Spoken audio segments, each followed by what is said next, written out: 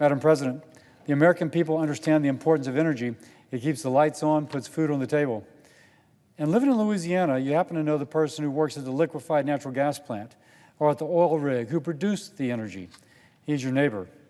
That's why the Biden-Harris administration, their pause upon LNG export permits in January, it was to me clear who they'd be putting out of a job. Last month, the American people gained a major victory. A U.S. district judge in Lake Charles ruled that the LNG pause was, quote, completely without reason or logic.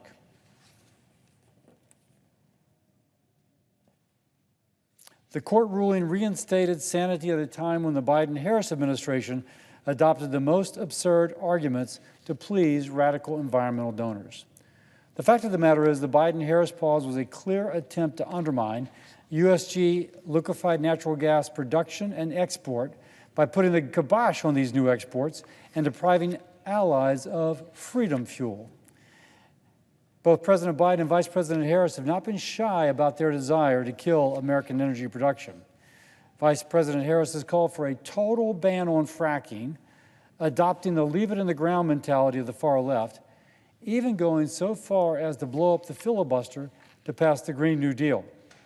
That's the now President of the Senate would have us in the filibuster to kill American energy, help China, Russia, and Iran, and raise prices on working families. I don't know whether we should be more concerned about the fact that they say leave it in the ground, despite knowing that renewable resources can't meet U.S. energy demand, or that they say it thinking that it may actually work. Curtailing U.S. natural gas production will not lower global greenhouse gas emissions, but unleashing American energy will. U.S. liquefied natural gas is one of the cleanest burning fuels in the world in terms of life cycle emissions.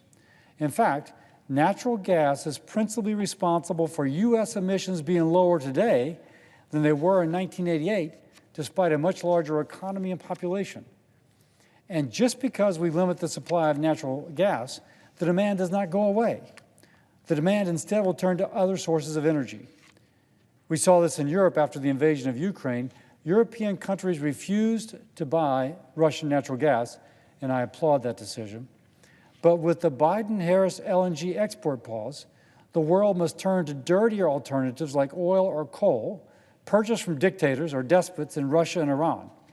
It was as if Putin himself called up the vice president, called up the president, and said, let's put a pause on this, because by golly, this is going to help the Russian economy. Now, you don't have to be a rocket scientist to know that as coal use goes up, global emissions increase.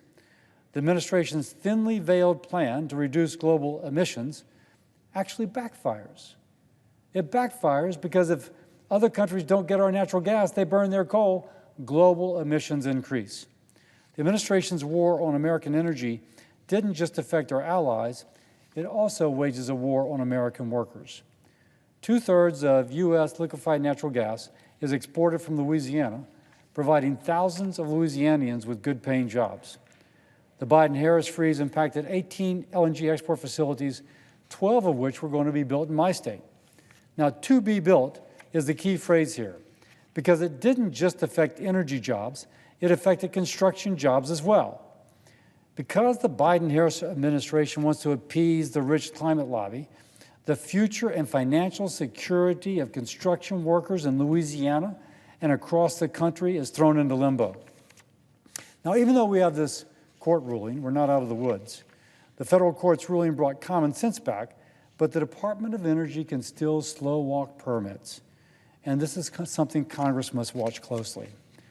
This is something Congress is already looking to address, with bipartisan support for setting a time limit on how long Department of Energy can take to review new permits, a shot clock, if you will. When we unleash American energy production and LNG exports, it creates high-paying jobs, it boosts our economy, and it strengthens the U.S. and the national security of our allies. It denies income to Putin and drives down global greenhouse gas emissions. These should all be bipartisan goals. Common sense prevailed in the courts. Now it's time for common sense to return to the White House.